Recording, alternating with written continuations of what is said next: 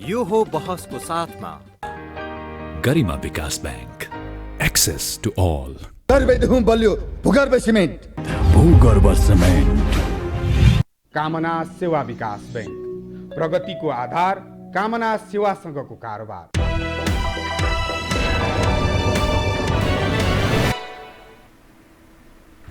नमस्कार, यो बहसमा म यहाँहरूलाई हार्दिक स्वागत गर्दछु। जीवराम भण्डारी। आज यहाँहरू सामुन्ने उपस्थित हुनुहुन्छ डाक्टर सूर्यराज आचार्य। उहाँ विकास अध्येता हुनुहुन्छ, सिभिल इन्जिनियर, अनि उहाँले अर्थ व्यवस्थापन, सार्वजनिक नीति र पूर्वाधार यी विषयमा उहाँले विद्यावारिधि पनि गर्नुभएको छ। अब्बल दर्जाको इन्जिनियर र विकासको मोडेलका बारेमा बडा राम्रो ज्ञान पनि राख्नुहुन्छ। लामो योगदान पनि रह्यो। नेपालको राजनीतिलाई पनि नजिकबाट त्यो निहाल्ने त्यो क्षमता राख्नुहुन्छ, त्यो बुझ्ने क्षमता राख्नुहुन्छ। अन्तर्राष्ट्रिय घटनाका बारेमा पनि राम्रो जानकारी राख्नुहुन्छ। उहाँसँग आज म एउटा लेखक पनि भएको हुनाले समसामयिक विषयलाई केन्द्रमा राखेर विश्लेषणात्मक र आम दर्शकलाई म सूचनामूलक ढङ्गले कुराकानी गर्नेछु। सर्वप्रथम म उहाँलाई स्वागत गर्छु। स्वागत छ यहाँलाई। अब म सिधै विषयमा प्रवेश गरेँ। यत्रो ठुलो परिवर्तन, जनचाहना बहुत धेरै। जनचाहना अस्वाभाविक होइन, त्यो स्वाभाविक हो। विगतले सकेन, त्यसकारण अबको परिवर्तनले केही हुन्छ भन्ने त्यो जनचाहना स्वाभाविक रह्यो। तर एकपछि अर्को मानिसमा निराशा बढोत्तरीमा छ। यसले फलत कहाँ हान्छ भोलिका दिनमा पत्तो छैन।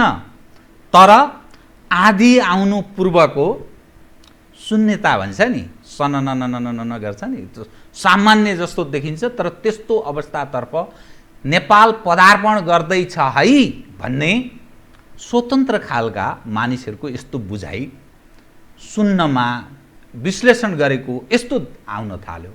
तपाईँ एउटा स्वतन्त्र हैसियत बनाएर बस्नुभएको छ, भलै प्रयास गर्नुभयो, वैकल्पिक राजनीतिक तागत निर्माण गर्ने प्रयास गर्नुभयो। यो के भएको? तपाईँ विकास एउटा अध्येता आगे लामो समय यो डेभलपमेन्ट, पूर्वाधार विकास यावत विषयमा तपाईँले महत्त्वपूर्ण योगदान पनि निर्वाह गर्नुभयो। तर हामी कहाँ कतै त्यस्तो देखा परेन। न पूर्वाधारको विकास भयो, न आगामी दिनमा कुनै विकास हुने यथास्थितिमा सम्भावना छ। मानिसको जीवन गए गुज्रेको डे टु डे खान नपाएर मर्ने अवस्था, मरिरहेका छन् मानिस। तर राजपाट चलाउनेहरू, सत्तापक्ष त सत्तापक्ष, प्रमुख प्रतिपक्षलाई पनि यी चिजले छुँदैन। यहाँभन्दा निराशा केही हुँदैन। यो भएको के? मैले यहीँबाट सुरु गरेँ कृपया। यो भएको ज्ञानले सही भन्नुभयो। नेपालको हामीले अलिकति इतिहासदेखि हेऱ्यौँ भने 30-35वटा देश मात्रै सार्वभौमत्व स्वतन्त्र मुलुक हुन पनि नेपाल स्वतन्त्र थियो। हाम्रो इतिहास हेरौँ, हाम्रो स्रोत साधन हेरौँ, प्राकृतिक स्रोत साधन नै हेरौँ, गौरवपूर्ण छ इतिहास प्राकृतिक साधन स्रोत पूर्वजहरू हाम्रा बडा गौरवपूर्ण। अहिले दुईटा हाम्रै छिमेकीहरू चाहिँ आर्थिक शक्ति भएर संसारमै उदयमान छन्। त्यसैले ती सबै कुरा हेर्दाखेरि नेपाल गरिब हुनुपर्ने देश होइन। हाम्रा युवाहरू रोजगारी नपाएर संसारका मरुभूमिमा जानुपर्ने होइन। तर यसैले अहिलेसम्मको बहस कहाँ गयो भने राजनीति यो बिग्रियो भने कहिले यसलाई दोष दियो, कहिले उसलाई दोष दियो, निरङ्कुशता भयो, यो भयो, यान भएन, त्यान भएन भने जनताले त्यो राजनीतिक अगुवाहरूको कुरा सुन्दै नै आएर के दियो भने ल अहिलेको संविधान नै हेऱ्यो भने त्यहाँ हुनसक्ने मौलिक अधिकार हेर्नुभयो भने सबैमा हेर्नुहोस्, अधिकांश संवैधानिक कानुनको विद्यार्थीले हाम्रो संविधान पढ्दाखेरि खोट्लाउने ठाउँ कहीँ छैन। सही अब त्यसको र जनताले चुप पनि दिएर अर्को जनताले विवेक कसरी पुर्याइदियो भने यो संविधान नयाँ व्यवस्था छ, नयाँ संविधान पनि यहाँ छ, यसको लागि त बलियो सरकार चाहिन्छ है। यो 9 महिनामा हुँदैन भनेर झन्डै 2/3 त्यो संसद, सङ्घीय संसद मात्र होइन, एउटा प्रदेश छोडेर 6वटै प्रदेशमा एउटै दलको छ। स्थानीय सरकारहरूमा त्यस्तै छ। दिइसकेपछि अब अहिले आएर के पटाक्षेप भयो भने अब उहाँहरूले जुन अहिलेको राजनीति भन्छु यहाँले सङ्केत गरिसक्नुभयो, यो सरकार मात्र होइन, प्रमुख प्रतिपक्षको अहिले केपी ओली शर्माको ठाउँमा शेरबहादुर देउवाजी यतिकै जनमत भाडा भएको पनि यस्तै हुन्थ्यो। यो चाहिँ किनभने यो व्यक्तिको भन्दा पनि यो प्रवृत्ति र हाम्रो चाहिँ त्यो जुन राजनीतिको स्वरूप छ यसले आएको र अब कहाँ पुग्यो भने अवस्था पहिला हामी कहिलेकाहीँ चाहिँ भन्नुहोस् न प्रधानमन्त्री असफल भयो भन्ने मात्र हुन्थ्यो, मन्त्री असफल भयो प्रधानमन्त्री असफल हुन्थ्यो, त्यो पनि पहिले व्यक्तिमा हुन्थ्यो त्यो पनि पार भयो। उहाँहरूको पार्टीको हामीले देखिरहेछौँ भन्नै परेन। 4-5 महिनादेखि पार्टीको हालत के छ, 2/3 भएको सत्तामा भएको, व्यक्ति असफल भइसक्यो, पार्टी असफल भइसक्यो। ठिक। र यो राजनीति जुन चल्तीको राजनीति हो त्यो पनि असफल भइसक्यो। मान्छे राजनीति भन्ने बित्तिकै अब चाहिने दिगदार कुनै विश्वास नै रहेन। त्यसले गर्दा के भयो भने आम जनतामा राज्य संयन्त्रप्रति विश्वासै भएन।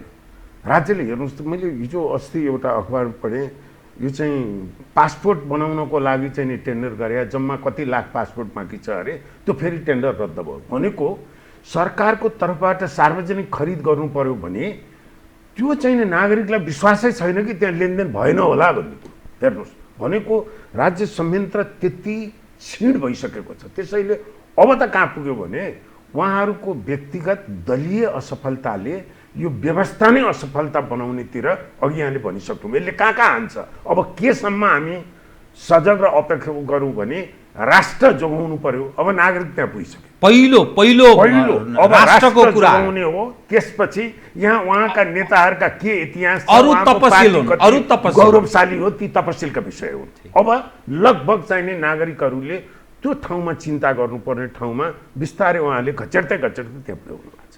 म त यसरी हेर्छु। अब मैले अलिकति अघि विषय पनि उठान गरेँ हजुर, त के यस्तो अवस्थामा विकल्पको कुरा गर्ने पनि छन् नि, यहाँहरूले पनि प्रयास गर्नुभयो कि भएका ठुला भनिएका इतिहास बोकेका पार्टीहरूको छताछुल्ल अवस्था देखा पर्छ, मानिसमा नकारात्मक भावना पैदा भएको छ।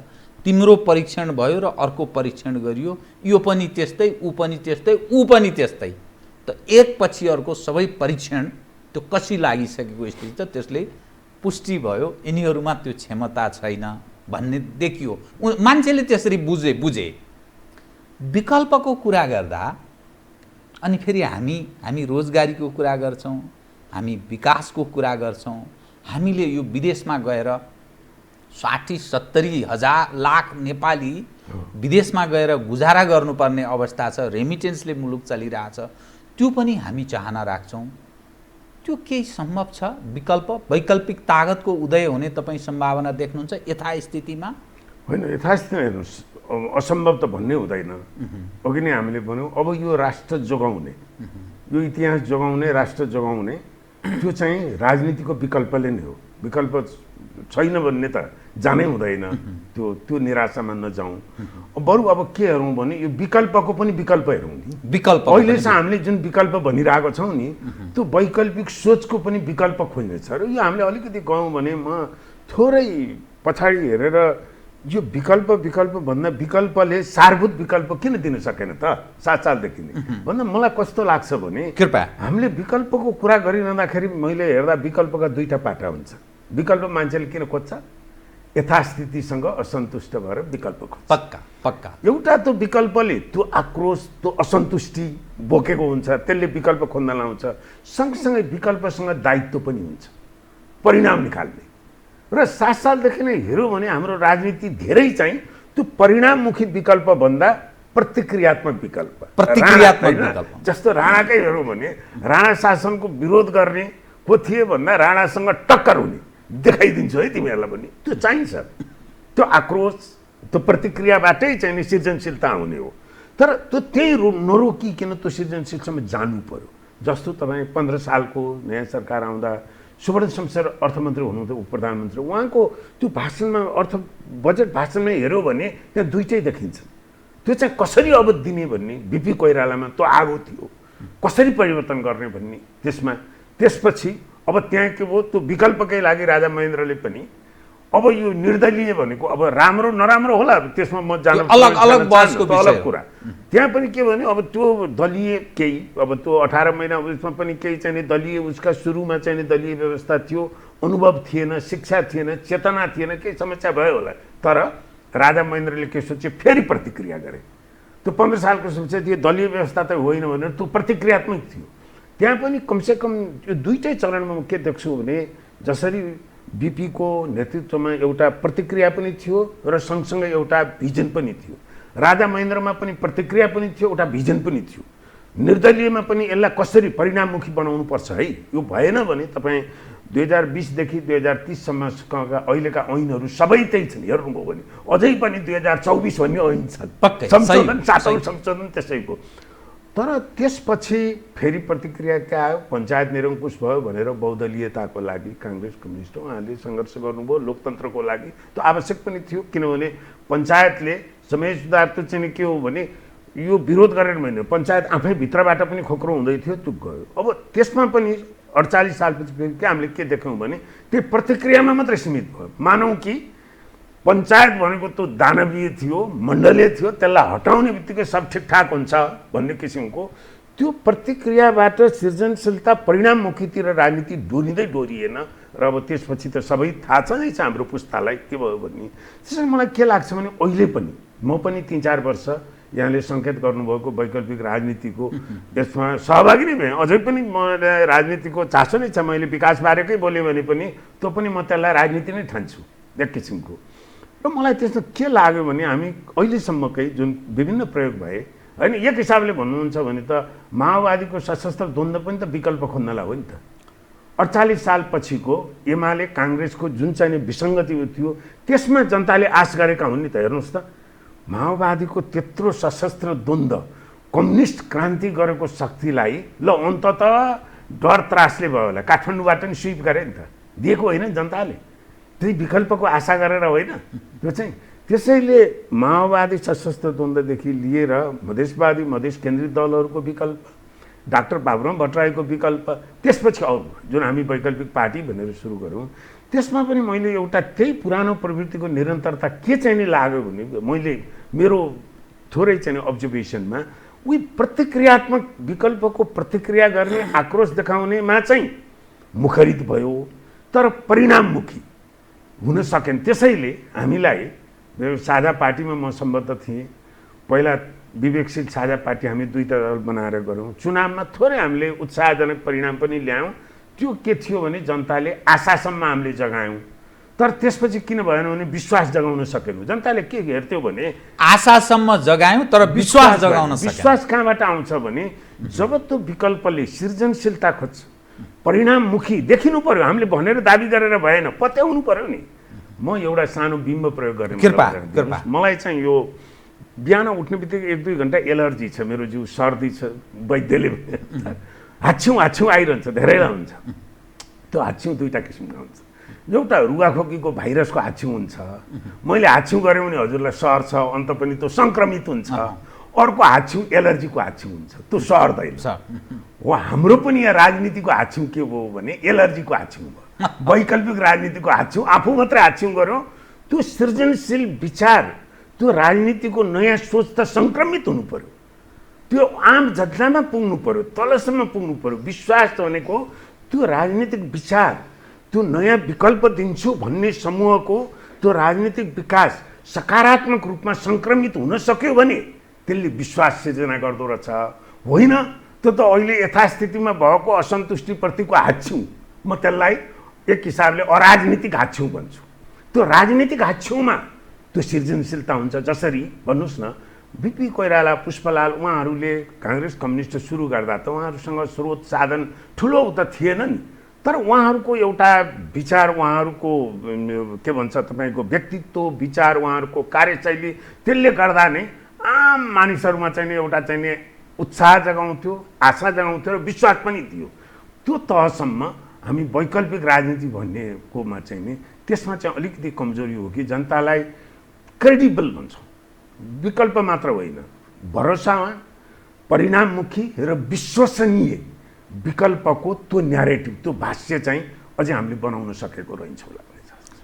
अब यो जुन खालको हामीले व्यवस्था अथवा प्रणालीको जो हामी कुरा गर्छौँ, हजुर, छोटो अवधिमा धेरै खाले प्रणालीको सुन्यौँ, केही हजुर, केही देख्यौँ, भोग्यौँ, बेहोरिरहेका छौँ। राणाकालको सुन्यौँ, हजुर, 7 सालदेखि 17 सालसम्मको पनि सुन्यौँ, तपाईँ र मेरो पुस्ताले सुनेको मात्रै। हजुर, पञ्चायतलाई देख्यौँ बेहोर्यौँ। हजुर 46 को परिवर्तन पश्चातको संवैधानिक राजतन्त्र सहितको बहुदलीय व्यवस्थालाई देख्यौँ बेहोर्यौँ। अहिले सङ्घीयता, गणतन्त्र, धर्मनिरपेक्षता, लोक कल्याणकारी राज्य, समाजवाद उन्मुख, मौलिक हकमा साराका सारा अधिकार, संविधान त नै सारा त्यो संरक्षण, मौलिक हकमा त्यसमा पनि। तर यावत दृश्य यी सब हेर्दाखेरि परीक्षणबाट सबै खाले चरित्र राजनीतिक त्यो दर्शन काहीँ न काहीँ छ भने पनि त्यो सफाया भएको, त्यसप्रति मानिसको अविश्वास, राजनीतिक नेतृत्वप्रति अविश्वास, दल यति अलोकप्रिय मैले त पहिले अहिले देखेको छैन, यति अलोकप्रिय दलप्रति मानिसको अविश्वास, नेताप्रतिको अविश्वास। बरु व्यक्तिहरूको मानिस नाम लिन थाले, केही व्यक्तिहरू जसको नाम लिएर कतिको बिर्सिन्छ, फेरि उहाँहरूलाई चित्त किन दुखाउनु। केही व्यक्तिहरू साह्रै धेरै लोकप्रिय हाम्रो समाजमा अहिले स्थापित हुनुभएको छ, 5-7 जना, 1 दर्जन पनि पुग्दैन होला, तर नेताहरूको त्यो हैसियत छैन। यसले त्यो हामीले सबै खाले अवस्था पनि बेहोर्यौँ। अनि विकल्प भन्दा के विकल्प, के खालको सिस्टमको हामी कल्पना गर्न सक्छौँ? हो, यसले महत्त्वपूर्ण गर्नु। यसले गर्दा के भयो भने अहिलेसम्मको कहिलेकाहीँ के हुन्छ भने यो हामी भन्छौँ नि एन्टिबायोटिक्स डोज नपुर्याइकन थोरै खाए, डाक्टरले भने जस्तो खाइएन भने त्यो ब्याक्टेरियाले रेजिस्टेन्ट डेभलप गर्छ र काम गर्दैन त्यो औषधिले। त्यसैले अब यो मेरो चिकित्सक साथीहरूले भन्नुहुन्छ एन्टिबायोटिक भयो भने निको जस्तो भयो जस्तो नि पुरै डोज खानुपर्छ भन्नुहुन्छ। त्यसै भएर हामीले पनि राजनीतिको के गर्दैछौँ भने जनताहरूले त्यो डोज नपुर्याइकन सबै राम्रा कुराहरू अघि यहाँले जति शब्दावली युज गर्नुभयो ती शब्दावलीको डोज नपुर्याइकन दिँदाखेरि अब त्यसले के भयो भने नि यो वैकल्पिक राजनीति गर्छु भन्नेहरूको पनि चुनौती के बनाइदियो भने सबैले त्यस्तै त भन्यो नि त। पहिला पनि भने राम्रै कुरा गर्थे, यी पनि कान्छिरेकै जोगी होलान् भन्ने किसिमको। त्यसैले मलाई के लाग्छ भने नि हेर्नुहोस्, यसमा एउटा त्रुटि यो अघि यहाँले उठाउनु भएको कुरामा ठिक छ, संविधानमा हाम्रो हेर्दाखेरि ती सबै राम्रा छन् र हाम्रो राजनीतिज्ञहरूले एउटा के उहाँहरूलाई अब म भ्रम भन्दिनँ, उहाँहरूको बुझाइमा अपर्याप्तता के जस्तो लाग्यो भने यो व्यवस्था र बात चाहिँ नि एकदम ठिकठाक भएपछि अरू चाहिँ स्वतः चाहिँ नि तपसिलका कुरा हुन् भन्ने कुरामा उहाँहरूको बुझाइ त्यो रह्यो कि जस्तो लाग्यो। किनकि हेर्नुहोस् आम जनताले खोज्ने त जस्तो अहिलेकै संविधानको कुरा भन्नु सबै त्यहाँ मौलिक अधिकारदेखि समावेशदेखि सबै छन्। म के सोच्छु भने उहाँहरूलाई यो संविधान आइसकेपछि दलितको अवस्था कहाँ सुध्रियो? एउटा विपन्न सुकुम्बासीको बहुत जेन्युन प्रश्न है, बहुत जेन्युन होइन। यहाँ हेर्नुहोस्, किनभने अहिलेको तपाईँको समाजमा भन्नुहोस् न मान्छे नेपालीले कहिल्यै पनि तपाईँले अघि पञ्चायतको कुरा उठाउनु, म पनि पञ्चायतमै मैले स्कुल पढेसम्म पढेँ। मेरो पिता किसान हुनुहुन्थ्यो, हामी 6 भाइ, हामी 5 भाइ 1 बहिनी थियौँ, हामी 6 सन्तान थियौँ। हामी सबै विश्वविद्यालय पढाउनु भयो, मेरो बुबा आफै स्कुल जानु पाउनु भएन। तर म उहाँलाई हेरौँ भने मलाई के पञ्चायतकै टाइम थियो त, बिहान 4 बजेदेखि उठेर खेती किसानको त्यही हो गाउँमा। ठिक, म उहाँको जीवन र मेरो जीवन हेऱ्यो भने मेरो धेरै कष्टकर छ मानसिक रूपमा। बहुत संसारका सत्य हो, संसारका सबैभन्दा उत्तम विश्वविद्यालयमा म पढ्न पाएँ, छात्रवृत्तिमा पढ्न पाएँ। मेरो बुवा आमाले घाँस काटेर दुःख गरेर, होइन किसान भनेको त मजदुरै त हो नि। मेरो 2-4 बिघा जग्गा भएर म अहिले गाउँका धनी, म किसानमा हुने सबै मजदुर, हामी मेरो बुवा आफ्नै मजदुर हो, आफ्नै घरको मजदुर हो मेरो बुवा आमाहरू। तर म त्यो बेलाको म उहाँलाई के सम्झिन्छु भने आफू दुःख गरेर पनि हामीलाई पढ भन्नुहुन्थ्यो। हेर्नुहोस् यो असार साउनमा गाउँमा हुँदा कामहरू हुन्छ, घाँस काट्ने, भारी बोक्ने, आली लाउने, खेत रोप्नेमा म आउँछु। त्यो पहिलेकाहीँ अल्छी लाग्यो भने यसो किताब लिएर बस्यो, आमाले काम गराउनु भने बाले के भन्नु, ए पढ्न दिएन भन्छु। मैले पछि सम्झिँदै यो के मोटिभेसन भन्दा मेरो बालाई त्यो व्यवस्थाप्रति विश्वास थियो। मेरो बालाई त्यो व्यवस्थाप्रति के विश्वास थियो, उहाँ राजनीतिक हुनुहुँदैन थियो। मैले दुःख गरेर मेरो छोराछोरीलाई राम्रो शिक्षा दिएँ, तिनले ठिकठाकसँग पढे, प्रतिस्पर्धी भयो भने म वृद्ध हुँदा तिनीहरूको लाइफ पनि सुखी हुन्छ, म वृद्ध हुँदा पनि ठिकठाक गर्ला। त्यही हो आम नागरिकले खोज्ने। तर अहिले मलाई म यो भन्न कुनै हिचकिचाट छैन। अहिलेको राज्यप्रति, यो व्यवस्थाप्रति, यो व्यवस्था चलाउने मान्छेप्रति, मेरो बुवाको त्यतिखेरको मान्छेप्रति जुन विश्वास थियो, म त्यो विश्वासका साथ मेरा छोरछोरीलाई भन्न सक्दिनँ। यो कुरामा जानु किन यसलाई बाज, यो छोड्नुहोस्, यी चाहिँ जनताहरूलाई यी आम यी वाद दर्शनका कुरा फिलोसफीका कुरा हामी विश्वविद्यालयमा पढाउँला।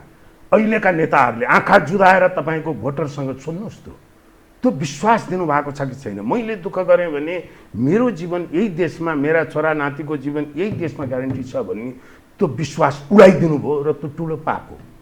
यदि उहाँहरू पाप धर्ममा विश्वास गर्नुहुन्छ भने अहिलेको राजनीतिक हाँक्नेहरूले ठुलो पाप गर्नुभएको छ। त्यो के भने आम जनताको हेर्नुहोस्, जनताले राज्यप्रतिको विश्वास भन्ने संविधानसँग सरोकार हुँदैन, उसले परिणाम हेर्छ। र आम सामान्य न्यूनतम उसमा अघि नै मैले पनि हालेँ, मैले दुःख गर्दा म इमानसँग आफ्नो पेसा धर्म निष्ठामा मैले ठिकठाक गरेको छु भने मेरो जीवनकालसम्म स्टेटको काम नै त्यही हो। आधारभूत धर्म हुँदैन, राज्यको धर्म भनेको मैले रिलिजनको भनेको होइन, ड्युटी भनेको कर्तव्य हो। त्यो कर्तव्यबाट राज्य च्युत भएको छ र त्यो कुरो अघि नै हामीले कुरा गरौँ, व्यक्तिको कुरा होइन, दलको कुरा होइन। हेर्नुहोस् अहिले कुनै यो चाहिँ धेरै अरू देशहरूमा हेर्नुहोस् के हुन्छ भने प्रधानमन्त्री राष्ट्रपति बोल्ने भनेको व्यक्ति होइन, संस्था भन्छौँ हामी त्यसमा। त्यो व्यक्ति र संस्था यहाँ त के गरिदिनु भयो भने त्यो संस्थालाई त व्यक्तिभन्दा पनि उहाँहरू भन्दा पनि उहाँको विश्वसनीयता भन्दा पनि संस्थाकै विश्वसनीयता चाहिँ गइसक्यो। त्यसैले अब यसलाई चाहिँ यसले यहाँले उठाउनु भएको मैले के भन्छु भने अब हामीले यो बहस चाहिँ यो वाद व्यवस्था संविधान यो भन्दा त्यसमा नि कस्तो भइदियो भने अघि मैले जुन प्रतिप्रश्न गरेँ यहाँलाई, यत्रो हामीले समावेशिताको हामीले संविधानले के हामीले त्यसलाई कार्यान्वयन गऱ्यौँ त? र यसमा कहिलेकाहीँ हाम्रो राजनीतिहरू कहाँ जानुभयो भने कहिलेकाहीँ म भन्ने गर्छु हेर्नुहोस्, वी आर टु गुड। हामी केमा स्मार्ट भयौँ भने सरल समस्यालाई जटिल बनाइदिने। हाम्रा समस्या त्यस्ता जटिल होइनन्, सरल छन्। नेपाली समाज यस्तो, अस्ति म एउटा सन्दर्भमा छलफल हुन्थ्यो, यस्तो फ्यान्टास्टिक छ। हेर्नुहोस् हामी सामाजिक रूपमा हाम्रो दक्षिणी छिमेकी भन्दा धेरै उधार छौँ। हेर्नुहोस् त तपाईँहरूको त्यहाँ मिडियाकै हामीले देखिरहेका छौँ, हामी यस्तो चाहिँ मल्टिकल्चरल छौँ। त्यहाँ पनि मल्टिकल्चरल छ, हामी पनि हिन्दू बाहुल्यता छ, त्यहाँ पनि हिन्दू बाहुल्यता छ। म भनि सामाजिक रूपमा हाम्रो दक्षिणी छिमेकी भन्दा धेरै उधार छौँ, हामी धेरै खुकुलो छौँ, धेरै हामी चाहिँ वसुधैव कुटुम्ब साँच्चीकै हामी चाहिँ त्यो नजाने पनि हामी प्र्याक्टिस गर्छौँ नेपालीहरू। उत्तरी छिमेकी भन्दा राजनीतिक रूपमा हामी उधार छौँ। हेर्नुहोस् त नाम नेपाल कम्युनिस्ट पार्टीको अहिले सत्ता छ, तैपनि उहाँहरू त्यो लोकतान्त्रिक हो भन्दा उहाँहरूको इच्छा जे होला त्यो चाहिँ तलमाथि गर्ने यो सशस्त्र द्वन्द्व नै माओवादीकै नाउँमा भयो। तर उहाँहरूकै नेताहरूको हेर्नुभयो भने त्यो केले हो भने त्यो उहाँहरूको दर्शनले भन्दा यो हाम्रो सामाजिक एउटा जुन सदियौँदेखिको छ त्यसले बाँधेको छ। त्यसैले सामाजिक रूपमा तपाईँ चाहिँ नि राजनीतिक रूपमा अब अन्तर्राष्ट्रिय उसमा हेर्नु भने हामी सानो मुलुक होइनौँ होइन। नेपाली भन्यो भने कहीँ पनि विदेशमा जाँदा नि हो, अलि पहिला नेपालीहरू इमान्दार छन्, राम्रो देश हो भन्थे, अहिले अलिक गरिब छन्। नेपालीहरू चाहिँ आफ्नै भएको स्रोत साधन पनि युज गर्न सकेका छैनौँ भनेर दयामाया होला, त्यसै नराम्रै नाउँ छैन। त्यसैले यो कुरामा के हो भने हामीले जुन राजनीतिबाट सबै चिज चाहिँ संविधानबाटै, व्यवस्थाबाटै, राजनीतिबाटै, आदर्शका कुराबाटै मात्रै तपसिलका हुन्छन् भन्ने जुन सोच आयो र बिचको जुन राज्य संयन्त्र, राज्य सञ्चालनको आधारभूत सिप अहिले भन्नुहोस् एउटा ऐन आउँछ, आएको 6 महिनापछि विवाद हुन्छ, एउटा निर्णय सरकारले गर्छ 1 हप्तापछि उल्टाउँछ। अनि त्यो विचार गर्नु पर्दैन? राज्य संयन्त्रको त्यो चाहिँ हामी भन्नुहोस् न घर व्यवहारमै हामीले गर्ने निर्णय गर्नु पर्यो भने ए पख है कहाँ किन्ने यो अलि विचार गरौँ, छलफल गरौँ भनेर भन्छौँ भने राज्य संयन्त्रका निर्णयहरू त्यस्तो फितलो हुनुहुन्छ भनेको त्यो के भने उहाँहरूमा अहिले राज्य हाँक्नेमा यति भन्न लगाउनु उहाँहरूको राज्य सञ्चालनको आधारभूत सिप नै रहन्छ उहाँहरूलाई भन्यो भने अब ढिपी नगर्नुहोस्। नजानेको कुरो तपाईँले बैलगाडा चलाउनेले चलाएको भनेर बसको स्टियरिङ समातेर त हुँदैन नि त, होइन र? त्यो बसको ड्राइभरले बैलगाडा चलाउनलाई नि सिप चाहिन्छ। उहाँहरूले चाहिँ के भूमिका अब निर्वाह गर्दै हुन्थ्यो भन्ने यहाँलाई लाग्छ? उहाँहरूले के भूमिका भन्ने नि हेर्नुहोस्, उहाँहरूले अहिलेसम्मको अनुभव इमान्दारी साथ के हामीले राम्रो गऱ्यौँ के नराम्रो गऱ्यौँ उहाँहरूसँग धेरै राम्रा कुरा छन्। उहाँहरूले अहिलेको नयाँ पुस्तालाई उहाँहरूको त्यागको बारेमा भनिदिनुहोस् न। अहिलेको नयाँ पुस्ता, म संवादमा छु युवाहरूसँग, यो अहिले अघि वैकल्पिक राजनीतिको कुरा गर्नुभयो, अहिलेका धेरै युवाहरूमा ऊर्जा छ, क्षमता छ, नयाँ प्रविधिसँग उहाँहरू अभ्यस्त हुनुहुन्छ, राजनीतिमा चासो पनि राख्नुहुन्छ र कहिलेकाहीँ उहाँहरू मलाई आलोचना पनि गर्नुहुन्छ। यो युवाहरूलाई आयो भने यहाँ चाहिँ नि यो चाहिँ नि टेर्दैन, केटाकेटी भन्नुहुन्छ। मैले उहाँहरूलाई कहिलेकाहीँ म आलोचित म प्राध्यापन गर्छु, मेरो धर्म के हो भने मान्छेलाई भ्रम पार्ने होइन, तथ्य भन्ने हो। म उहाँलाई के भन्छु भने हेर्नुहोस्, तपाईँहरूको एनर्जी, तपाईँहरूको ऊर्जा स्तुतीय छ। राजनीतिसम्म जाने हो भने राजनीतिले त्यसले पुग्दैन। राजनीति भनेको नीतिको राजा हो। त्यहाँ निष्ठा चाहिन्छ, त्याग चाहिन्छ, सोच पनि चाहिन्छ, मर्यादा चाहिन्छ, धैर्यता चाहिन्छ, सबै चिज खोज्छ। त्यो चाहिँ अब्राहम लिङ्कनको कोटेसन छ, if you want to test the character of the person give a power भन्ने। तपाईँले कोही व्यक्तिको साँच्चीकै चरित्र परीक्षण गर्नुहुन्छ भने पहिलो उसलाई शक्ति दिनु। शक्ति बिनाको मान्छेको चरित्र हेरेर जजमेन्ट नगर्नुहोस्, इट्स टु अर्ली भन्छ। त्यसैले उहाँहरूले अहिलेको पुस्ताको जुन नेताहरू हुनुहुन्छ, मैले अक्सर भन्ने गर्छु, उहाँहरूको युवा वयकाल हेर्नुहोस्, विद्यार्थी काल हेर्नुहोस्, उहाँहरूको जीवनी पढ्दा इन्सपिरेसन छ। अहिलेका सबै नेताहरूको नाम लिनै पर्दैन। अहिले जुन शीर्षस्थ सबै दलका नेताहरू हुनुहुन्छ, उहाँहरू 30 वर्षसम्म हुँदाहरूको यहाँको जीवनकाल हेर्नुहोस् त, त्यो चाहिँ काली लाग्दो छैन। त्यसमा उहाँहरूको त्याग हेर्नुहोस्, परिवार भन्नुभएको छैन, पढाइ भन्नुभएको छैन, त्यो हो। त्यसबाट ती कुराहरू म त के चाहन्छु भने उहाँहरू हाम्रा सबै 1 दर्जन नेताहरूको जीवनी लेखियोस्, मेरो छोरा नातिले उहाँहरूको जीवनी पढोस्। नेपालमा पनि यस्ता नेता थिए जसले दर्जनौँ वर्ष चाहिँ जेलमा बसे, गोलघरमा बसे, त्यो हुँदाखेरि पनि आफ्नो निष्ठा छोडेन।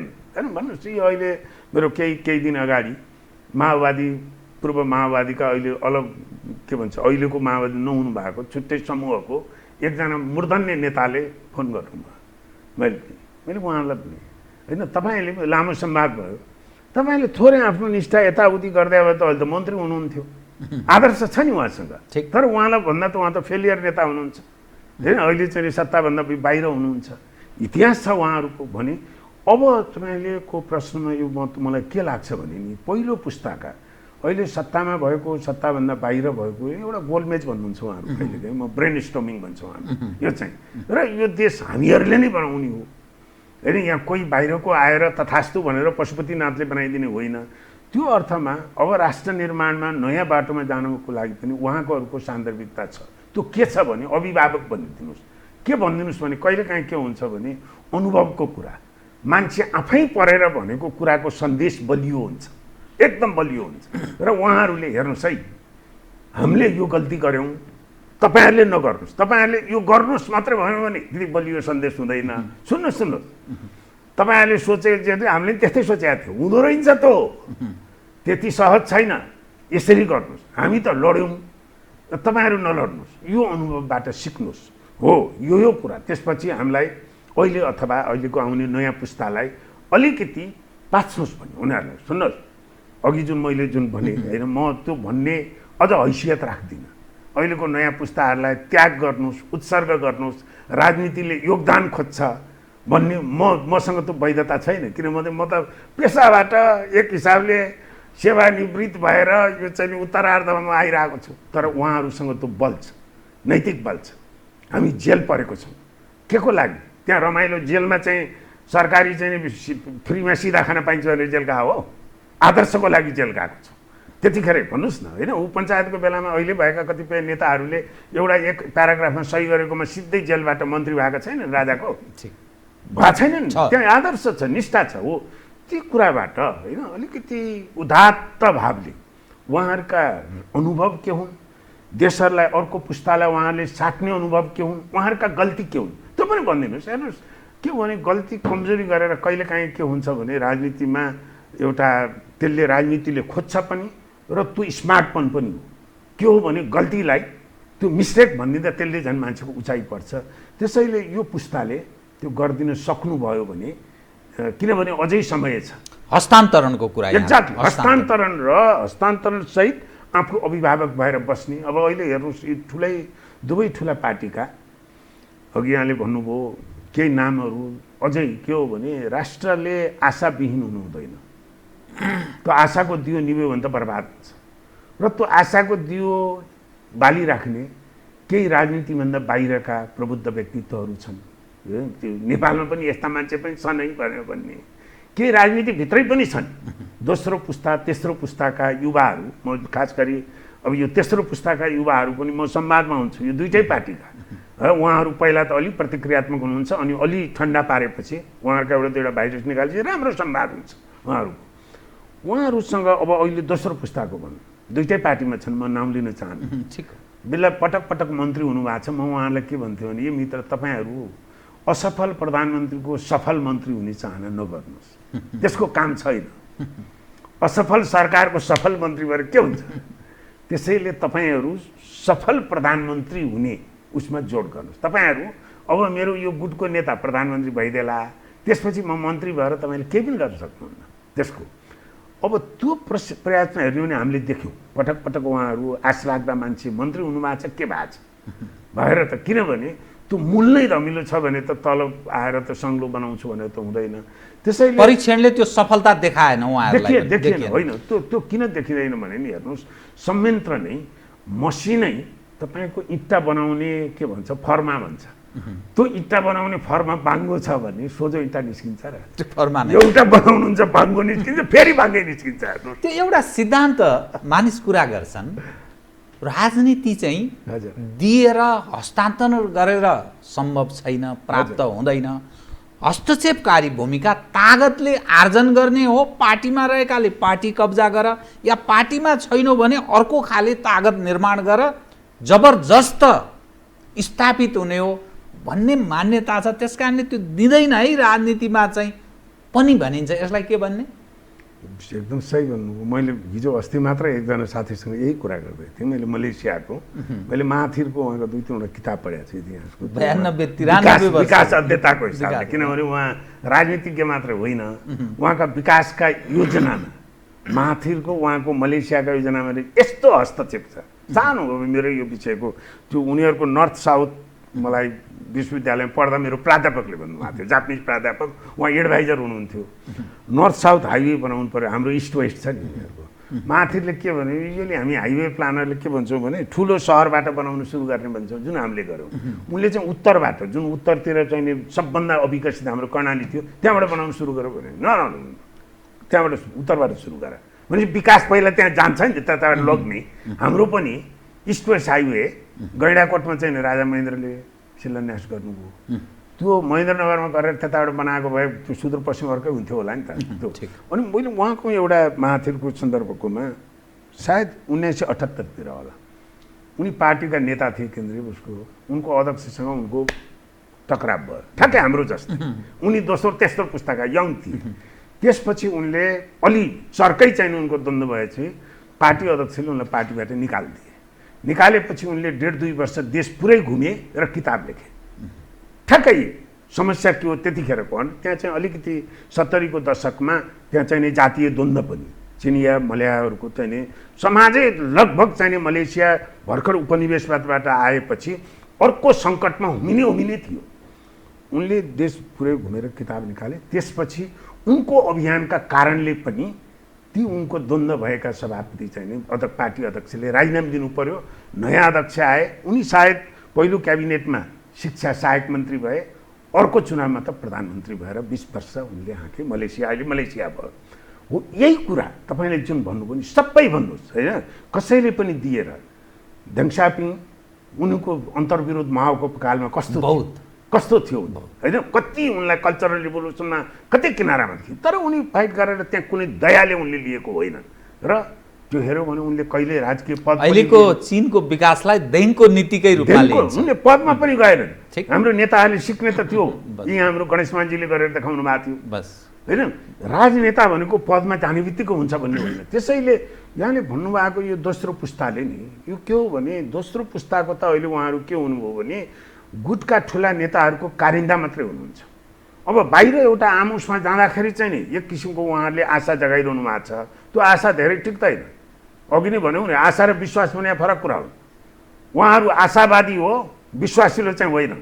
विश्वास हुने कुरो कहिल्यै पनि भन्नुहोस् न, राष्ट्रिय महत्त्वपूर्ण मुद्दाहरूमा दुईटै ठुला दलका, नेपाली काङ्ग्रेसमा पनि भरोसा लाग्दा युवाहरू भन्ने हुनुहुन्छ, नेकपा पनि हुनुहुन्छ। कहिले उहाँहरूले पार्टीहरूको लाइनभन्दा बाहिर गएर राष्ट्रिय मुद्दाहरू बोल्नु भएको छ? उहाँको पार्टी नै भएन हो होइन। उनीहरूलाई डर के छ? त्यो गएर राष्ट्रका हितका चाहिँ मुद्दामा चाहिँ पार्टीका नेतृत्वलाई चाहिँ आयो भने मेरो बाटो बन्द हुन्छ। फेरि आउनुहोस् न, जनतामा आउनुहोस्। लोकतन्त्र भनेको त होइन, पार्टीको नेता जनतामा विश्वास गर्नु, त्यो चाहिँ हो। त्यो कुरा तपाईँको यो दोस्रो पुस्ताले पनि गर्न सके। त्यसले गर्दा के भयो भने त्यो पहिलो पुस्ता त्यो चाहिँ कस्तो भइदियो भने यो चाहिँ के भन्छ असनको साँडे जस्तो जनउत्तरदायित्व पनि भएन, पार्टीको कार्यकर्तासँग पनि डराउनु परेन, किनभने त्यो सिकन्जामा राख्नु भएको छ सबैलाई आश्रित। त्यो त कस्तो भने पिँजडाबाट हाम्रो त प्रजातन्त्र लोकतन्त्र गणतन्त्र आएपछि कस्तो भयो भने हामी चाहिँ नि उन्मुक्त लोकतान्त्रिक उसमा भनौँ त्यो पिँजडाबाट सुगा त निकालिदिनु भयो, प्वाख काटिदिनु भयो, के गर्ने, उड्न सक्दैन। हामीलाई त चाहिँ नि तपाईँको यो निरङ्कुशताबाट लोकतन्त्रमा ल्याएको चाहिँ नि दलहरूले के गरिदिए भने संविधानमा चाहिँ लोकतन्त्र दिए तर नागरिकको प्वाख चाहिँ काटिदिए, जनताबाट सबैलाई कार्यकर्ता बनाइदिए। अब अहिले तपाईँ गाउँमा जानुभयो भने म यही वैकल्पिक राजनीतिको अनुभवको केही जिल्ला पनि गएँ। अब हामीप्रति आशा छ, एकदम सद्भावसहित कुरा गर्नुहुन्छ, भात खुवाउनुहुन्छ, गाउँमा गयो भने सहयोग गर्नुहुन्छ, केही होइन ल है तपाईँहरूसँग आशा छ भन्नुहुन्छ, सङ्गठन अलिकति बनाउनु, तपाईँ जानुहुन्छ हामीलाई गाउँमा बस्नु पर्दैन भन्छ। बाबा हिजो पञ्चायतको टाइममा खुल्लम खुल्ला पञ्चायतको टाइममा धेरैजसो विद्यालयका शिक्षक कि त कम्युनिस्टका थिए कि काङ्ग्रेसका थिए। सरकारी तलब खाएर व्यवस्थाको विरोधमा गर्दा पनि पञ्चायतले सहेको रहेछ नि त, त्यतिखेर उधार रहेछ नि त त्यो हिसाबमा। अहिले त दलको कार्यकर्ता भएन भने तपाईँको ओडाबाट निस्किने एउटा कागज निस्किँदैन, ठ्याक्कै त्यही भन्नुहुन्छ। तपाईँहरू सानो पार्टी हुनुहुन्छ, तपाईँहरू त यहाँ उडुङ्गा मचाएर जानुहुन्छ, काठमाडौँ फर्किनुहुन्छ, हामीलाई गाउँमा बस्नु पर्दैन, गरी खान दिँदैनन्, गरी खानै दिँदैनन्। हो यो कुरा जुन छ नि, अब यसले के गरिदियो भने नि उहाँहरूले यो चुनाव मात्रै जित्ने राजनीति भनेको त्यो राजनीति बनाएर त्यो डेलिभर गर्ने जनताको गर्नेमा भएन।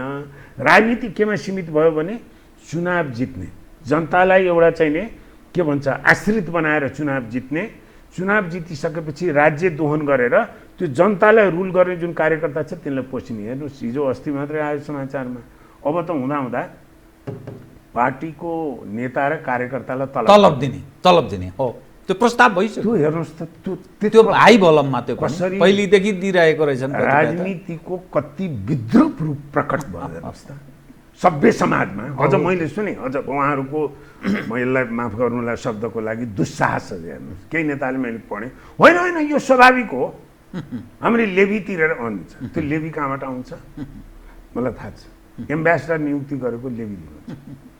एम्बेसडरको तलब ठाउँ हेरेर 3,000 4,000 5,000 डलर महिनाको 3 4 5 लाख कति हुन्छ। त्यसलाई उहाँले कसरी हिसाब गर्नुहुन्छ भने 3 वर्षको 36 महिना अथवा 4 वर्षको 48 महिना इन्टु 5 लाख कति भयो, त्यो मध्येको यति अहिले बुझा ल हेर्नुहोस्। अनि त्यसरी हाम्रो चाहिँ अन्तर्राष्ट्रिय सम्बन्ध अरू संवैधानिक अङ्ग, अरू नियुक्तिहरू, अरू विभिन्न संस्थानहरू एज अ होल मैले सुनेको के भने हुँदा ब्युरोक्रेसीको सचिव हुनेमा समेत पार्टीका कोटाका हुन्छन्, पार्टीको कोटाको त्यो सचिवले पनि लेबी तिर्नुपर्छ। न कटु हो त्यो भनेकै छन्। तपाईँ हामीसँग त कतिले सेयरै गरेका छन्। अनि त्यो राजनीतिले त्यो परिणाममुखी हुन्छ, कस्तो समृद्धि दिन खोज्नुमा।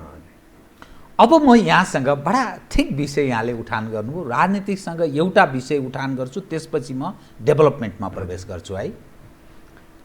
यो जो जत्था छ नि, मैले जत्था भने कुनै गलत शब्द प्रयोग गरिनँ होला, जो कब्जा गर्ने प्रयत्न स्वरूप सारा गतिविधि गरिरहेको छ, यो जत्था सङ्गठित छ। कम्युनिस्टहरू आफूलाई 12 लाख छौँ हामी सङ्गठित कार्यकर्ता भन्छन्, काङ्ग्रेस पनि 5-7 लाखमा छौँ, अरू कम्युनिस्ट जति नै बढाउने अब यो चाहिँ सक्रिय पनि बढाइदिउँ भन्ने उनीहरूको पनि अर्को प्रयास छ, अरूहरूको पनि छ। पिपुलको चाहना र यिनीहरू जे चाहन्छन् त्यसमा फरक छ, बाटो अलग अलग छ। आम नागरिक र राजनीतिक दलका कार्यकर्ता र नेताको बाटो पथ नै फरक छ। तर त्यो सङ्गठित छ, त्यो पिपुल जो साँचो मानेमा साँच्चै दुखी छ, त्यो असङ्गठित छ। त्यो सङ्गठितसँग असङ्गठितले कसरी टक्कर गर्न सक्छ र त्यो परिवर्तनको संवाद बन्न सक्छ, हो यो महत्त्वपूर्ण हो। त्यसलाई एउटा यो सिस्टमसँग के भन्छ भने टाइरानी अफ माइनोरिटी भन्छ। माइनोरिटीको आतङ्क जुन सानो समूह छ नि, त्यो के हुन्छ भने त्यो त्यस्तो किसिमको माइनोरिटी जुन विसङ्गतिपूर्ण छ, जुन चाहिँ दोहनकारी छ, त्यसको त स्वार्थ ट्याकट्याक मिल्छ। अस्ति उयो हेर्नु न, त्यो रेलवेको ठेक्कामा चाहिँ नि पहिले ठेक्का पाउनुभन्दा पहिला ककलले कति कति अरबको पाउने भन्ने, अब त्यो सेटिङमा पुरा भयो। सेटिङमा त त्यसले किन मिलाएको त निर्माण व्यवसायीहरूलाई किन मिलाएको त भन्दा त्यहाँ त लाभ छ त्यो चाहिँ अरू बेलामा उहाँले गारगार गर्नु पनि गर्नुहुन्छ अनि त्यस्तोमा त माइनोरिटी भयो भने पनि जुन बदनियतपूर्ण माइनोरिटी छ त्यो बदनियतले कन्क्रिट बनाएर मिलाइदिन्छ उहाँहरूको त्यो चाहिँ होइन यो माफियाको दस्ता डाकाको दस्ता भने त्यही हो यहाँले भन्नुभयो जस्तो अब यतापट्टिको आम जनता जुन असहाय छन् ती चाहिँ नि बहुमत छन् तर तिनलाई जोड्ने कडी केही छैन अब त्यसलाई जोड्ने कडी के हो भने यो सृजनशील सुसंस्कृत राजनीति हो त्यसलाई गयो भने पनि त्यो जोड्नैको लागि त्यो कहिलेकाहीँ के हुन्छ भने यो गाउँमा कसार बनाउनु भन्छ कसार एकदम त्यो विवाहमा बनाइने चलन कसार चाहिँ त्यो पिठो पनि भुट्यो सबै गऱ्यो कसार पर्दैन के भयो त्यो डल्लो पर्दैन त्यो केही मिलेन भने तन्तु मिलेन भने अब यहाँ पनि उहाँले के गर्नुहुन्छ भने त्यो अघि भने वैकल्पिक राजनीति त्यसलाई चाहिँ आम जनतालाई चेतना गर्ने सङ्गठित गर्ने नयाँ कुरा गयो भने त्यहाँहरूले छिर्नै दिनुहुन्न योसम्म गर्नुहुन्छ कि कुनै गाउँको लेभलमा गएर त राजनीतिक चेतनाको कुनै कार्यक्रम हुने भयो केही हुने भयो ल एक हप्तापछि साँच्चीकै यहाँका नागरिक समाजका दलको छोड्नुहोस् नागरिक समाजका गएर कुनै जिल्लामा गएर अब यसमा अहिलेको राजनीतिको समस्या के हो त भनेर अन्तर्क्रिया गर्ने भन्नुहोस् मूर्धन्य यहाँका चाहिने मान्छेहरू जानु भएको छ भने 2-3 दिन अगाडि पार्टीले के सर्कुलर नजाऊ है त्यहाँ त उल्टा मन्त्र सुन्छौ किनभने त्यहाँ भड्काइदिन्छ नि कार्यकर्तालाई त्यो जान्छन् भने त्यो अहिलेसम्मको चलेको थियो तर यसमा म के भन्छु भने यहाँले थोरै निराशावादी कोणबाट भन्नुभयो यो सिस्टम थ्योरीले एउटा के भन्छ भने नि यो मार्क्सवादीहरूले पनि भन्नुहुन्छ कुनै पनि समस्या अथवा कुनै पनि घटनाको प्रमुख कारण आन्तरिक हुन्छ बाह्य चाहिँ सहायक हुन्छ त्यसैले अब के पटाक्षेप हुँदैछ भने नि यो समयक्रमले समय बलवान हुन्छ बहुत समयले के गर्दैछ भने त्यो सानो टाइरनी जसले चाहिने यो चाहिने तपाईँको के भन्छ आतङ्क विकृतिको आतङ्क मचाउने त्यही भित्र यदुवंशी भन्छ नि यदुवंशी त्यो यदुवंशीको प्रवृत्ति अब त्यो देख्दैछौँ नि हामीले त्यो किनभने राजनीतिको एउटा शाश्वत नियम के हो भने नि दलको अथवा राजनीतिले परिणाममुखी र राजनीति भनेको आफ्टर अल जनताको भावना त्यो एउटा तहसम्म डरले जित्न सकिन्छ लोभले जित्न सकिन्छ भ्रमले जित्न सकिन्छ तर डर लोभ र भ्रमको आयु त्यति लामो हुँदैन एक तहसम्म त्यसले काम गर्छ तपाईँले तपाईँको बच्चाहरूलाई पनि तिनीहरूले केही खेलौना किनिदियो भने बाबु अर्को हप्ता किनिदिन्छु पत्याउँछ हल पक्ष किनिदिन्छु क्या तलब आएपछि किनिदिन्छु पत्याउँछ तर तपाईँको भित्र मनमा किन्ने विचार छैन भने कुनै कुनै बेला त पट्टाक्षेप हुन्छ नि त हो अब कहाँ पुगेको छ भने अब उहाँहरू दुईवटा कुरा एउटा उहाँहरूको त्यो संयन्त्र जुन चाहिँ पार्टी दलभित्रकै जुन त्यो चाहिँ एउटा के भन्छ समूह छ दोहनकारी त्यहाँ भित्रै विस्फोट हुँदैछ हामीले देखिरहेको त्यो सङ्गठित एकीकृत रूपमा रहँदैन जस्तो छैन तपाईँले अहिले नै भन्नुहोस् नेपाली काङ्ग्रेसको पहिला जुन एउटा त्याग सङ्घर्षबाट 48 सालको नेपाली काङ्ग्रेस र अहिलेको नेपाली काङ्ग्रेस एउटै छ र तपाईँ 52 सालको 51 सालको नेकपा एमाले र अहिलेको नेकपा एमाले त्यस्तै छ र तपाईँको 56, 57, 58 सालको माओवादी जुन प्रचण्ड बाबुरामजीले लिड गर्नुभएको थियो त्यो अहिले छ र छैन त्यो किन भएन भन्दा त्यो सङ्गठित त्यसले के भने परिणाममुखी भयो उसले जनताको विश्वास जित्न सक्यो भने त्यो कसिलो हुँदै जान्छ त्यसमा होइन अहिले तपाईँ चिनिया हेर्नुहोस् कम्युनिस्ट पार्टीकै सत्ता छ त्यहाँ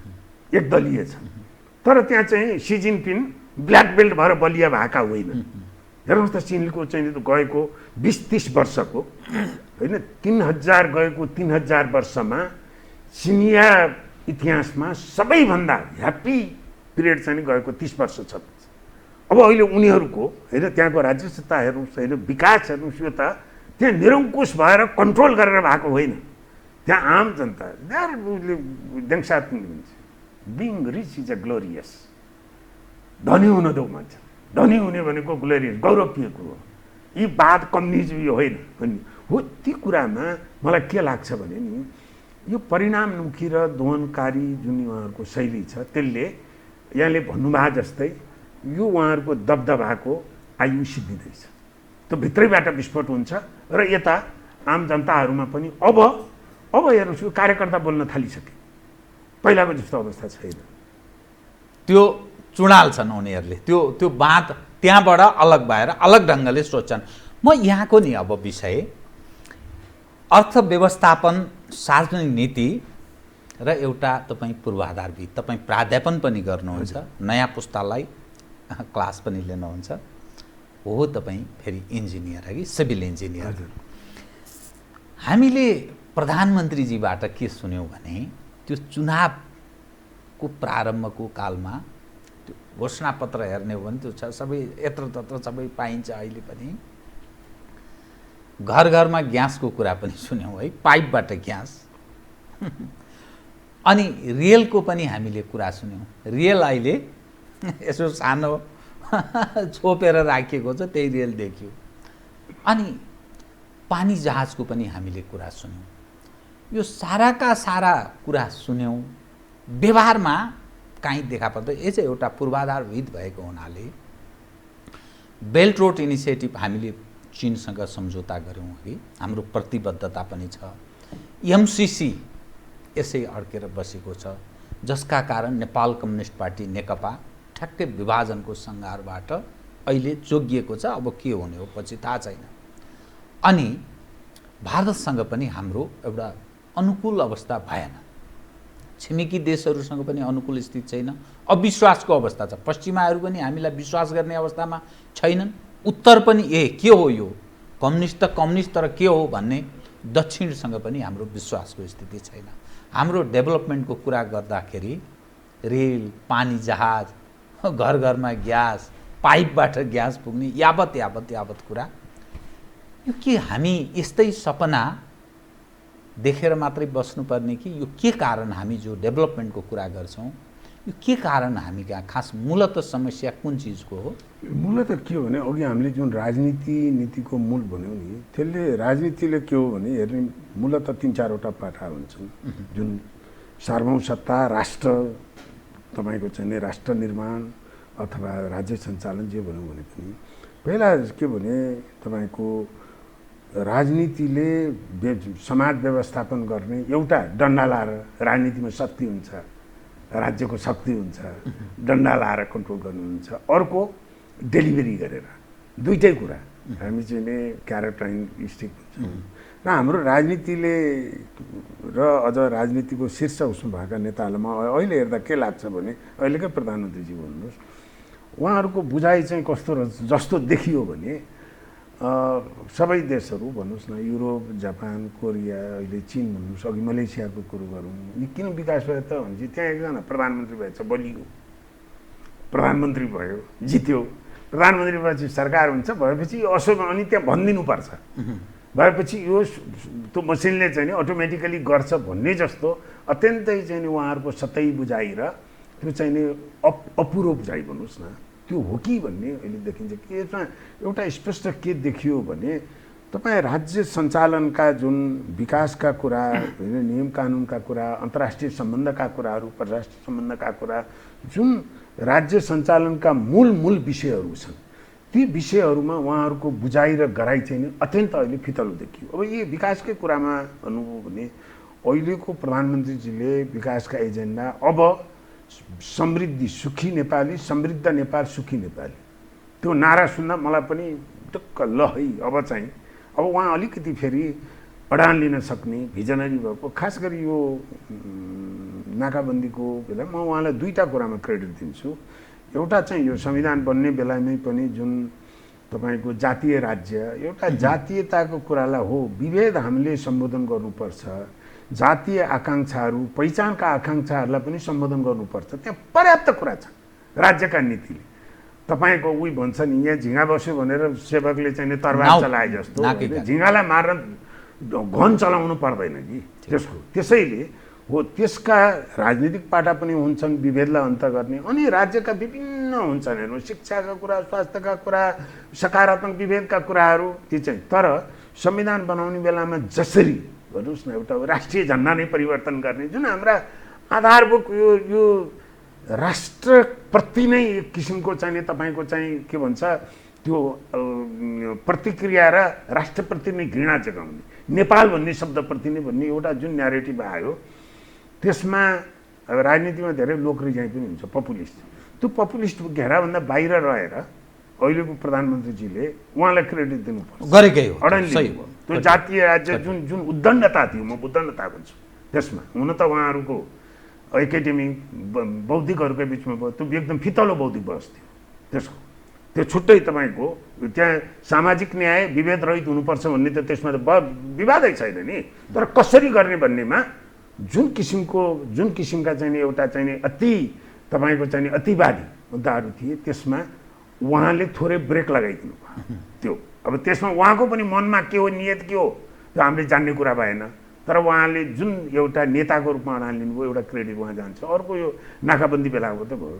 त्यसले गर्दा मलाई कस्तो लाग्थ्यो भने नागरिकको रूपमा र विकास अध्येताको रूपमा उहाँले अब चाहिँ हामीले विकास यो बाद यताउति छोड भन्दा हो त रहेछ कि त उहाँ त साँच्चै हो रहेछ कि भने जस्तो के आशा थियो। मैले उहाँको सामाजिक सञ्जालमै भन्यो भने पनि उहाँलाई सपोर्ट गर्नुपर्छ भन्दा मलाई आलोचना पनि गर्नुभयो। मेरै कतिपय साथीहरूले यो त केपी ओलीको प्रवक्ता जस्तै भएर निस्को पनि भन्नुभयो। तर अहिले आएर पट्टाक्षेप मैले 1 वर्षपछि नै अब तपाईँमा त्यो के लाग्छ? अब चाहिँ ओलीप्रतिको तपाईँको धारणा? होइन, ओलीप्रतिको त मैले सार्वजनिक रूपमा भनेको छु। म के चाहन्छु भने म उहाँको शुभचिन्तक हुँ। मैले यति भन्नलाई किनभने समग्रमा व्यक्तिको तपाईँको चाहिँ मूल्याङ्कन गर्दा एकाङ्गी भएर गर्नु हुँदैन, समष्टिगत। अघि नै मैले भने 14 वर्ष गोल गरेर बस्नु भएको छ, म उहाँदेखिबाट हेर्छु। उहाँको तपाईँको इतिहास जीवनका केही पाटाहरू प्रेरणादायी छन् हामी आम नेपालीको लागि, नेताहरूले गर्ने थियो। त्यस्तै पछिल्लो चरणमा गयो भने उहाँले आफैलाई न्याय गर्न सक्नु भएको छ, देशको त कुरै छोडौँ। त्यसैले अहिले उहाँ असफल प्रधानमन्त्री भइसक्नु र मैले धेरै ठाउँमा भनेको छु, म उहाँलाई के चाहन्छु भने उहाँको मर्यादित बहिर्गमन होस् र नेपालको इतिहास लेख्दा, यो कालखण्डको इतिहास लेख्दा 2-4 पेज उहाँको बारेमा पनि लेखोस् इतिहासकारले, र उहाँका सकारात्मक कुरा लेख्दा हात नकामोस्, त्यो ठाउँ दिनुहोस्। तर त्यो ठाउँ उहाँले मेट्दै गइरहनु भएको छ। उहाँको अहङ्कारले, उहाँको अज्ञानताले, यति भन्नलाई गाह्रो छैन। उहाँको अज्ञानताले, विकास भनेको थाहै छैन उहाँलाई, यति भन्न गाह्रो छैन। अर्को यो भ्रमको खेती हामी कहाँ शासक पक्ष किन गरिरहेको छ? यो रेलको सन्दर्भमा रेल आयो, अहिले पालले छोपेर राखिएको छ। एकजना महिलाको त्यो मलाई कसैले सज्जनले एउटा उहाँको लेख पठाइदिनु भएको थियो, मैले यसो हेरेको थिएँ। उहाँ के लेख्नुहुन्छ भने महिला यो जो रेल आयो भनेर जो प्रचार गरिएको छ यो चाहिँ के फर्काएर के छोप्ने मात्रै काम हो यो। उहाँले त्यो भन्नुभयो, तपाईँले नि हेर्नुभयो होइन? त्यो महिलाको अघि मैले त्यो एउटा लाक्षणिक रूपले आम दर्शक सामुन्ने मलाई अलिक अप्ठ्यारो भएर त जुन खालको रेलको जुन यो भ्रम किन भइरहेको, भ्रम सिर्जना गर्ने काम। रेल भनेको ओलीजीले रेल ल्याउनु भयो, पानी जहाज भनेको डुङ्गा पानी जहाजै आइसक्यो, अनि यताको नि हुँदैछ उता। यो भ्रमको खेती के कारण के भयो भने यो विकासको कुरा आउँदा एउटा के भने राजनीति एक ठाउँमा छ, अनि जब हामी योजना विकासमा आउँछौँ यो छुट्टै विज्ञान छ यसको। जुन हामीले अहिले भनौँ चिनको देङ सियाओपिङको कुरा गऱ्यौँ, हामीले सिङ्गापुरको भनौँला, अथवा मलेसियाको महाथिरकै भनौँ, अथवा भारतको नरसिंह राव पछि भारत अलिकति विकासको मनमोहन सिंह जस्तो भयो। त्यहाँ दोस्रो उसमा के हुन्छ भने ती नेताहरूलाई सफल बनाउने ठुलो एउटा विज्ञ प्राज्ञ एक्सपर्टहरूको ठुलो समूह हुन्छ जुनले योजना बनाउने विकासको कुरालाई हाँक्नेमा। राजनीतिज्ञहरूले त मार्गदर्शन गर्ने हो र त्यो मसिनरी, विकासको मसिनरी छुट्टै हुन्छ। त्यो मसिनरी हाम्रोमा त्यो चाहिँ बनेकै छैन। हामी चाहिँ नि राजनीतिज्ञ के भन्नु भने हामी चाहिँ त्यो विज्ञ प्राज्ञ त्यसको एक्सपर्ट भन्ने चाहिँ कर्मचारीबाट खोज्छौँ। ल हेर्नुहोस्, म तपाईँलाई कुनै एउटा विषयको अध्ययन गर्नु पर्यो भने के भन्नुहुन्छ मन्त्रीजीहरू, सहसचिवको अध्यक्षतामा कार्यदल बनाएको छ, त्यहाँबाट केही पनि निस्किँदैन। किनभने म यहाँलाई एउटा यो सन्दर्भमा के अनुरोध गरौँ भने विज्ञताको 2टा स्रोत हुन्छ। एउटा कार्यविधीय ज्ञान हुन्छ, एक हप्ता लाग्छ, म्याद यति हो, यसको यसो गर, यो गर्नलाई यो गर्नुपर्छ भने कार्यविधीय हुन्छ नि, प्रोसिजरल ज्ञान हुन्छ। त्यो युनिभर्सल ज्ञान होइन। एउटा अड्डाको कार्यविधि अर्को ठाउँमा प्रयोग हुँदैन, एक ठाउँको कार्यविधि अर्को देशमा हुँदैन, र कार्यविधीय हुन्छ। र हाम्रा यहाँका अहिले राजनीतिक तहको र ब्युरोक्रेटिक तहको ज्ञान भनेको कार्यविधीय छ। सचिव भएपछि, महानिर्देशक भएपछि पदैन विज्ञ भएर आयो। अर्को सैद्धान्तिक ज्ञान हुन्छ। जब तपाईँ सनातनी किसिमको समस्यालाई भन्दा फरक किसिमले, मौलिक तवरले, नवीन तवरले त्यसलाई समाधान गर्न खोज्नुहुन्छ भने त्यसमा सैद्धान्तिक ज्ञान चाहिन्छ। तपाईँलाई छुट्टै किसिमको एउटा रोग लागेको छ भने तपाईँको फिजिसियनले अरू विधाहरू हुन्छन्, मोलेकुलर बायोलोजिस्टहरू के हो यो त, औषधि कुन चलाउने भन्ने रिसर्च नै गर्नुपर्छ सानो हो। अब यहाँ भइदियो के भने अहिलेको प्रधानमन्त्रीजीमा पनि भ्रम एउटा के पर्यो भने 2/3 सरकार भनेको 2/3 ज्ञान होइन, त्यो 2/3 बुद्धि होइन। उहाँमा चाहिँ के आइदियो भने 2/3 बलियो सरकार भयो भने त मैले जस्ता मान्छे टिपे पनि, जस्ता कार्यकर्ता ल्याएर त्यहाँ राखे पनि त्यो पदले नै उसलाई विद्वान बनाइदिन्छ भन्ने उहाँमा एउटा भ्रम देखियो। त्यसले गर्दा अब रेलकै कुरामा मैले पनि यो चाहिँ नमिठो लाग्छ। उहाँको जुन उहाँका पार्टीका कार्यकर्ताहरूले, सरकारका मान्छेहरूले यसरी प्रचार गर्नुभयो कि त्यो जनकपुरको रेल आएपछि त देख्यौ हाम्रो प्रधानमन्त्रीको सपनालाई कागजको रेल बनाएर उडाउँथ्यौ नि भने मैले सार्वजनिक रूपमा भने ए बाबा यसलाई नजोडिदिनुहोस्। यसको प्रधानमन्त्रीजीले साँच्चीकै पूर्व पश्चिम रेलमार्ग, अरू रेलमार्ग उहाँले जसरी कुरा गर्नुभएको छ त्यो रेलमार्गको कुरामा यो रेलमार्गको कुनै साइनो छैन।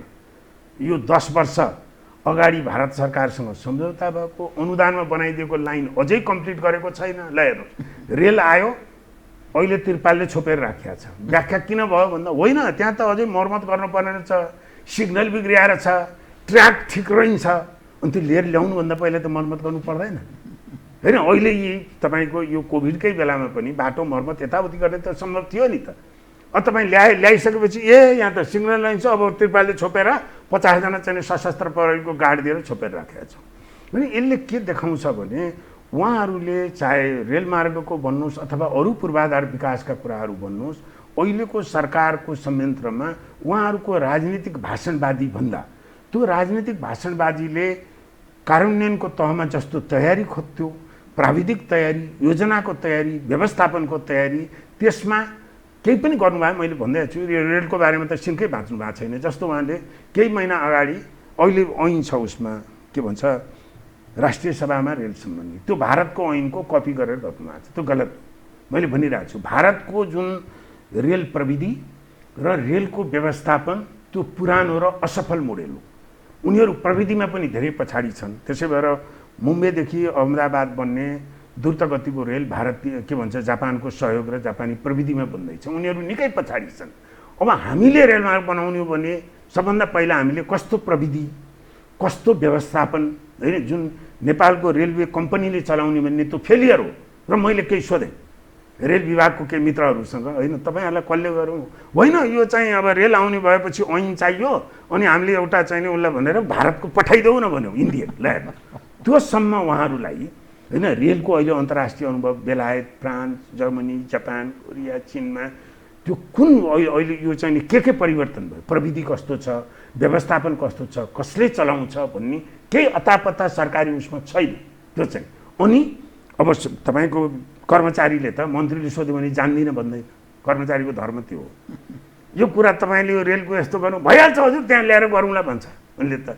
त्यसैले त्यो समग्र यो रेलको कुरामा पनि र समग्र विकासकै कुरामा उहाँहरू त्यो राजनीतिक भाषणबाजीबाट तल ओर्लेर यसको तयारीको लागि यसमा कस्तो क्षमता चाहिने, विज्ञता के चाहिने हो, हामीसँग छैन भने विदेशबाट हामीले सरसल्लाह लिने हो कि भन्ने त्यो सोचै भएन। धरातली यथार्थमा हामी उत्रनु पर्यो। यहाँसँग म अरू विषय कुरा गर्न चाहन्थेँ तर समयले यतिसम्म साथ दियो। बहुत बहुत धन्यवाद छ यहाँलाई। हार्दिक धन्यवाद, धेरै यहाँले मौका दिनुभयो।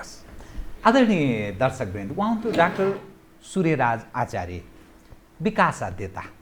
समसामयिक विषयलाई केन्द्रमा राखेर गरिएको कुराकानी। म सहित मेरो सम्पूर्ण युनिटलाई कार्यक्रमबाट बिदा दिनुहोस्। तर यो हो टेलिभिजन, हेर्दै रहनुहोला। नमस्कार।